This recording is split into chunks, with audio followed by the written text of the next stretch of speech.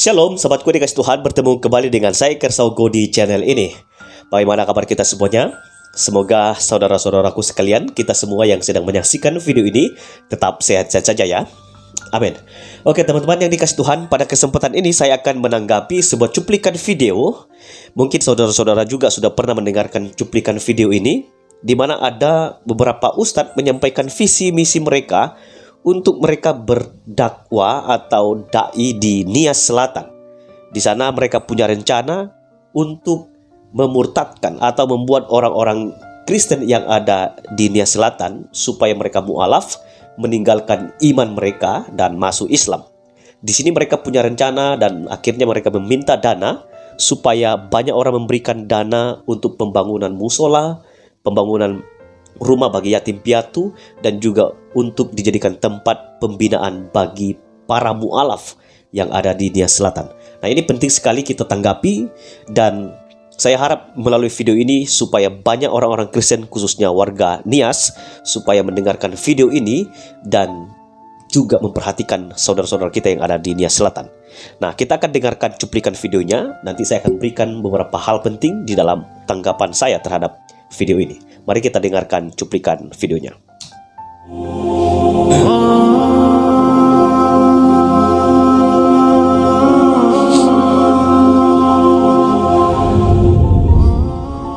Bismillahirrahmanirrahim. Assalamualaikum warahmatullahi wabarakatuh. Alhamdulillahirabbil alamin. Allahumma shalli wa sallim ala nabiyyina Muhammadin wa ala alihi wa sahbihi wa barik wasallim. Bapak, Ibu, Saudara yang dirahmati oleh Allah Subhanahu wa taala. Insyaallah ini kita di Nias, di pedalaman Nias akan membangun rumah pembinaan mu'alaf dan yatim serta musola. Insyaallah ini rumah mu'alaf dan yatim ini akan kita pergunakan untuk anak-anak mu'alaf dan yatim belajar Al-Quran. Di sini nanti akan kita didik mereka tentang ilmu agama nanti. Karena alhamdulillah ada sekitar 179 orang para mu'alaf dan yatim dalam binaan kita. Mereka sangat membutuhkan tempat belajar agama ini dengan layak, karena mereka tinggal di pedalaman, rumahnya berlantai tanah. Jadi bagi Bapak, Ibu, Saudara yang diberi kelebihan rezeki oleh Allah Subhanahu wa taala, sudi kiranya untuk memberikan infak, sedekah dan zakatnya, dan insya Allah akan menjadi amal jariah buat Bapak, Ibu, kaum muslimin dan muslimat. Terima kasih. Assalamualaikum warahmatullahi wabarakatuh. Kira-kira di daerah mana fokus abang sekarang berdakwah ini? Karena saya sudah berdakwah di Nias Selatan itu, Iya. dan saya pegang satu itu aja, biar sampai tuntas. Karena saya bukan hanya dakwah di mimbar, saya sudah membangun dana abadi umat. Saya keluarkan duit, mereka nyumbang. Itu jadi modal mereka. Beberapa orang yang nganggur udah bekerja sekarang. Masya Allah. Kemudian mau dilanjutkan dengan ternak ayam bertelur. Itu biar satu pulau itu terpenuhi kebutuhannya dari mereka, dan mereka yang nganggur-nganggur itu jadi bekerja. Kemudian ada lagi yang lebih seru, nikah massal.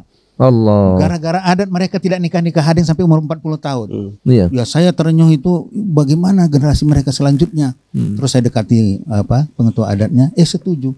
Ini nanti insya Allah bisa diadakan nikah massal dengan syarat hukum Islam. Tapi bagi yang punya duit mau pakai adat silakan. Itu nanti seru, Ustaz. Baik. Anda Batipi rahimakumullah, luar biasa perjuangan beliau di masyarakat. Setelah pensiun dari pejabat di Kementerian Luar Negeri menjadi diplomat, sekarang fokus dalam dunia dakwah. Apalagi beliau memilih satu tempat, Nias Selatan, yang kita tahu kan Nias ini kan minoritas Muslim. Iya. Sudah barang tentu tantangannya sangat berat, apalagi abang berdakwah di pedalaman, di pelosok, di pulau-pulau kecil begitu. Ini sebenarnya apakah abang tidak terkejut? Artinya abang selama ini kan biasa berada di kota-kota besar, di negara-negara di luar negeri, tiba-tiba masuk ke pelosok yang terpencil gitu ya, di sana tidur sama nyamuk, ya, makannya ala kadarnya, tempat tinggalnya juga ala kadarnya. Abang biasa dijamu mewah oleh negara gitu. Bagaimana abang ini bisa seperti itu? Inilah Ustaz, dunia dakwah ini yang tidak dipahami orang banyak, hanya dirasakan kita yang berdakwah ini. Subhanallah. Saya itu udah mencintai dakwah itu karena dari kecil udah itu pekerjaan saya. Dan saya umur 16 tahun sudah pernah dakwah ke pedalaman. Karo itu dulu daerah pedalaman yang mau menuju kampung yang saya dakwah pertama si Berteng namanya, nggak ada kendaraan Ustadz, mau lewat sungai pun nggak ada jembatannya lewat sungai. Iya. Nah, kalau bahkan maaf ya, kita tidur di rumah di bawahnya kandang babi. Itu dulu, karena dari kecil saya udah ngalami itu. Sekarang pun kalau mengalami suasana itu nggak ada masalah sama saya. Dan saya selama di Departemen Luar Negeri terakhir itu saya memilih tempat di daerah yang rawan dan berbahaya. Tapi faktanya Allah penyayang, tidak rawan dan tidak bahaya. Nah, ini pun orang kan menyangka itu pulau-pulau kecil bahaya tsunami. Kemudian naik kapal pesawat kecil nanti bisa jatuh. Iya. Kemudian ada lagi apa namanya sekarang virus-virus ini. Iya. Istri saya pun bilang kok berani bang sendiri. Iya. Ada Allah saya. Oke teman-teman yang dikasih Tuhan, demikianlah cuplikan video yang sudah kita dengarkan bersama-sama. Saya akan menanggapi beberapa hal penting apa yang sudah kita dengarkan di dalam cuplikan videonya. Kita mendengar para ustadz memaparkan, di situ juga sudah terlihat dengan sangat jelas ada pembangunan di sana, dan itu berarti sudah ada orang yang mu'alaf. Bahkan ustadz juga mengatakan ada sekitar 179 yang sudah meninggalkan Kristen dan menjadi Muslim. Dan ini sangat memprihatinkan dan sangat-sangat menampar sebagai orang Kristen, dan ini PR untuk kita, maka kita harus perhatikan saudara-saudara kita yang ada di sana. Saya akan menyampaikan beberapa hal penting di dalam cuplikan video ini. Saya akan mengutip beberapa ayat Alkitab supaya siapapun kita yang mendengarkan video ini supaya kita dikuatkan dan kita tidak meninggalkan iman kita. Efesus 5 ayat 6. Janganlah kamu disesatkan orang dengan kata-kata yang hampa, karena hal-hal demikian mendatangkan murka Allah atas orang-orang durhaka. Pesan saya kepada kita semua adalah jangan sampai kita mudah disesatkan dengan iming-iming atau dengan kata-kata yang hampa dari orang-orang yang tidak mengenal Tuhan. Tawaran kehidupan, memberikan harta, bahkan tawaran untuk hidup lebih baik. Jangan sampai kita mudah disesatkan. Karena kenapa di dalam 1 Korintus 7 ayat 23 mengatakan, kamu telah dibeli dan harganya telah lunas dibayar.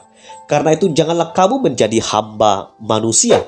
Kita semua yang sudah percaya kepada Tuhan Yesus Kristus telah dibeli dengan darah atau dengan harga yang sangat mahal melalui kematian Tuhan kita Yesus Kristus. Maka karena kita sudah ditebus dengan darah Yesus, kita tidak boleh membiarkan diri kita menjadi hamba manusia oleh karena tawaran-tawaran dunia yang sementara itu. Jangan sampai, karena kenapa? Yesus Kristus telah berkorban menyelamatkan kita sebagai manusia yang berdosa itu. Nah, itulah sebabnya kita harus mempertahankan iman kita. Kita tidak boleh menjual iman kita demi sesuatu yang fana, yang sementara. Karena kenapa? Markus 8 ayat 38 mengatakan, apa gunanya seorang memperoleh seluruh dunia tetapi ia kehilangan nyawanya? Kita mungkin diberikan tawaran dari dunia ini, mungkin diberikan tawaran kekayaan, hidup lebih layak, masa depan yang baik dari dunia ini. Saya mau katakan, jangan sampai walaupun kita diberikan atau mungkin mendapatkan seluruh apa yang ada dalam dunia ini, tapi yang paling penting kita pikirkan adalah tidak perlu kita memperoleh seluruh dunia kalau kita kehilangan nyawa.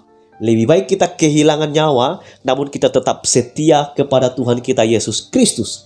Jadi tidak ada artinya kalau kita memperoleh seluruh dunia, namun nyawa kita, hidup kita binasa.